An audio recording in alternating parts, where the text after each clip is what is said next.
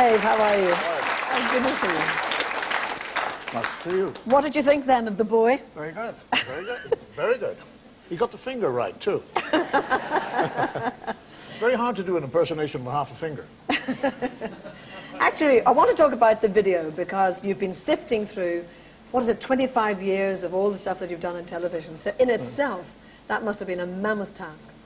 Yeah, I mean, it was something like 50 hours. And somebody says, get it down to 90 minutes, so you wet yourself. We spent, and all the favorites come up, all the memories come up, all the thoughts come up. One of my favorite characters actually is the werewolf character. And there's a werewolf sketch in it, in the show, which I'd totally forgotten about. Because we'd done a night shoot, and I had this fierce makeup on. It took about 2 hours to put on. And it was about 2:30 when we finished. And I thought, well, I'll drive home with the makeup on. I frightened the shit out of more people in London. I mean, I forgot about it. I mean, I just drove up and people, ah! And then when I got home, I'd forgotten my keys. So I knocked on the door. My wife opened the door.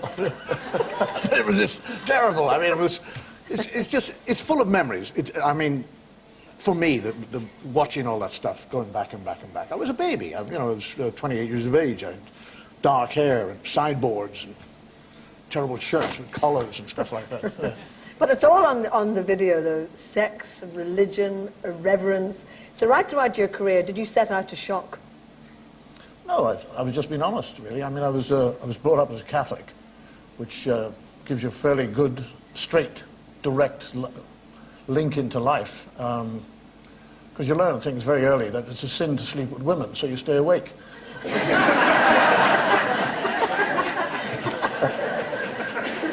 And, you can't say to your mother when you're out in the garden, I'm playing by myself. No, you can't say things like that.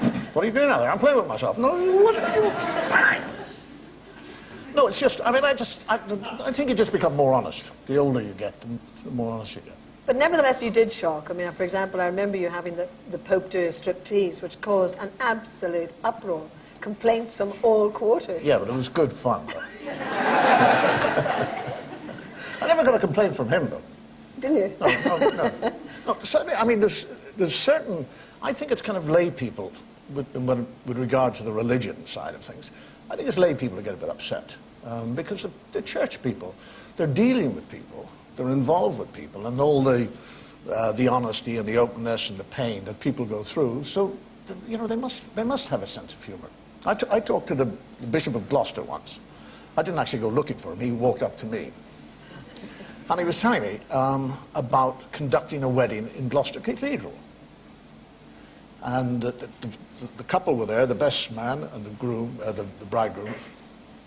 And they were all kneeling, and he wedded them and then actually said to them, would you then kneel for the blessing? So the four of them knelt down for the blessing. So can I stand up here? Mm-hmm. So he did. And then he leant forward and he said, will you follow me into the vestry to sign the registry? So he turned around and he was walking up the steps of the high altar of Gloucester Cathedral. And he sees one of the verger's face in total amazement. And he looks over his shoulder, and there is the two couples on their knees walking up the steps.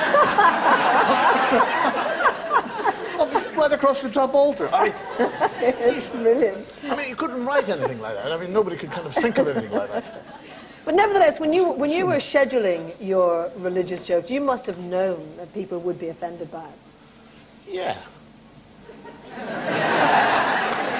Well, I mean, I did a sketch, which was of a very old bishop with the crozier, the crook. Yeah. And he's sitting on his throne, and he's very wobbly. And this old nun comes in, and he puts his hand out, and she takes the hand and kisses the ring, the bishop's ring. So that's that. And then this wonderful, attractive, beautiful, angelic, kind of Audrey Hepburn-like face walked in, this nun. And she took the ring, and she kissed it. And the crook just went, and straightened up. marvellously. And she went off, and then another old man came and kissed her ring, and it just went boom. Well, I had more trouble with the Irish people about this, because they assumed that it was... They were coming up to me and saying, you can't do that about the Pope, because they assumed it was the Pope. And I said, well, actually, if you looked at the costume, it's the Bishop of Canterbury. And I went, oh, that's all right then. Just a point of interest, the mere fact that the video got a 12 certificate, were you a bit disappointed in that? I don't know. I don't even know what 12 means, to be honest. Age 12. Oh, age 12? Yes. Oh, well, they'll learn. They're learning now. Well, we obviously want to have a look at the video, so we put together a few little snatches from it, and here it comes.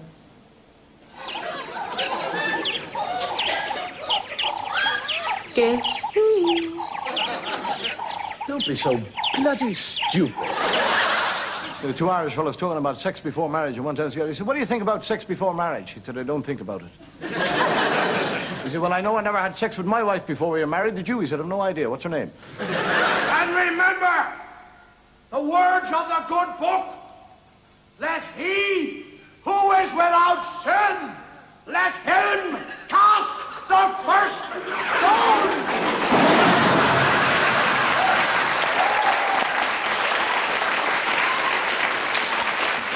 You got the accent right there. I got the anyway. accent right now. I prefer to turn him on. You can actually get yourself into a trouble state doing impersonations. I used to get all dizzy afterwards. I'll never be your blood pressure's. There's a marvelous gag, not a marvelous gag about him dying, but there's a gag about him dying. He gets to heaven. And St. Peter opens the gates and he said, what do you want? He said, come on. It is my right as a man of God to enter my reward of a just paradise for me.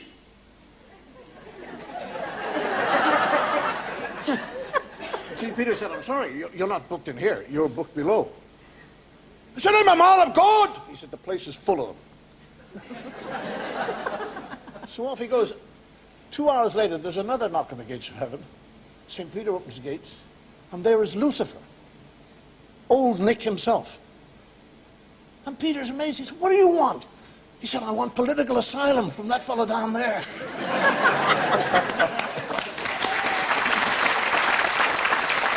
Oh, great.